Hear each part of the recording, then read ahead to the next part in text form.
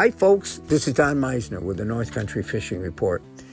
You know, one of the things that I was just reading an article about, I don't know. It was, there's so many things that I try to acquaint myself so I can pass them on to you, because I don't care who we are.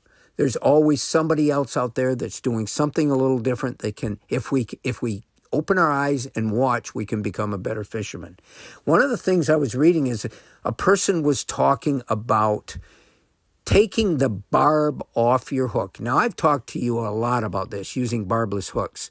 It's a lot harder to catch the fish. You got to become a better fisherman to do that, because if you don't have a barb on your hook, as soon as you give that fish any kind of slack, it's going to give him an opportunity for that hook to just come back out. It's why barbless hooks are a lot less dangerous for us. If we get a hook in us, we can just pull it back out. The barb is what catches inside of our skin, inside of a fish's mouth, and holds the hook there. But here's the other thing. If fishing to us isn't as much about bringing that fish in, taking the hook out, and putting it back, but just having the experience of battling with the fish, then using a barbless hook can make a big difference in a lot of ways, and it can even protect your tackle. Now, let me be specific and tell you what I'm talking about. My buddy Rust, and you've heard Rust on this show several times. He's a great fisherman, and fishing is everything in his life. It really means a lot. But what Rust does, he's come to love the fish like he loves life, and he tries to protect them in every way, and he tries not to even handle them.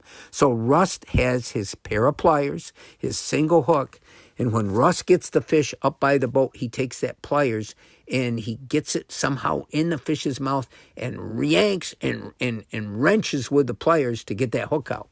And he's going to work it out so he doesn't bring the fish out of the water, he doesn't handle it, and all seems to be good. Well, you can wrench it and you can hurt the fish's mouth as well in doing that. But here's what else happens. If you're doing that with a big fish, there's a lot of resistance there. And when you take, let's use a spinnerbait for an example. Spinnerbait is designed in the factory so it's hopefully perfectly balanced. And that's the key to it working well. Fish know if something doesn't swim in the way they think it should swim.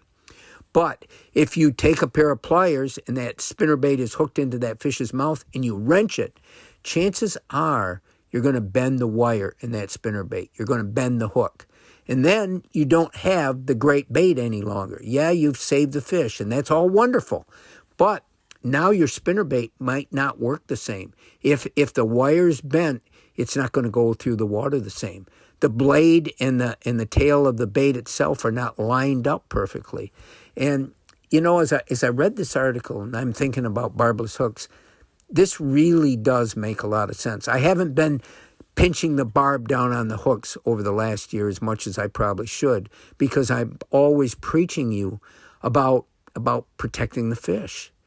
And I'm thinking, you know, this really would help, because every time I go fishing with spinnerbaits, and they've become one of my favorite baits, basically because I can rely on them and I can catch fish with them.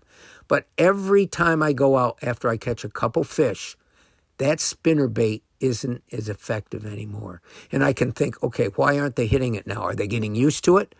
Well, they might be, but also it's probably not running the same anymore because I've bent it in one way or the other. You know, you talk about crankbaits and the lip on the crankbait. If that becomes out of tune, that crankbait that you're using won't run smoothly through the water. It won't wiggle and look like a fish. It'll all of a sudden look phony. And so there might be a lot of point to this. It's just another way, if we use barbless hooks. Number one, we can protect our resource better, but also we can protect our lures better. Something to think about. Until next time, folks, this is Don Meisner with the North Country Fishing Report.